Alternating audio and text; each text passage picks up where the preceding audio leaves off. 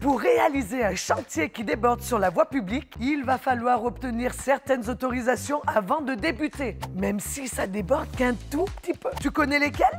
Bon allez, on révise.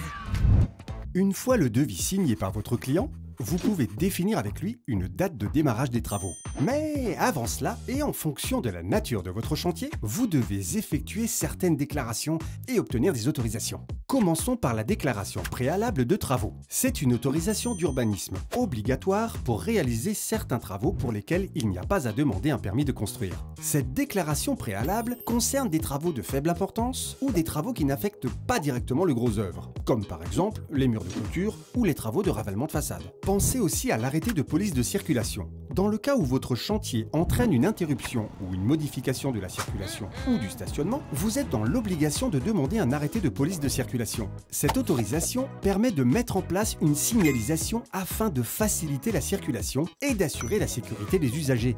Citons aussi le permis de stationnement. Cette autorisation délivrée par le maire de la commune concernée par vos travaux vous permet d'occuper le domaine public durant toute la durée de votre chantier sans emprise au sol. Votre installation doit donc être facilement démontable. Finissons avec le permis de voirie, une autorisation indispensable pour la réalisation de travaux sur la voie publique qui ont une emprise sur le sol ou le sous-sol, contrairement au permis de stationnement. Vous devez donc faire une demande de permission de voirie en mairie si vous devez installer des palissades ou un échafaudage qui sont scellés dans le sol, poser des canalisations ou des réseaux souterrains. Bon, au final, beaucoup de paperasse. Mais il ne faut jamais oublier que dans le BTP, tout est permis.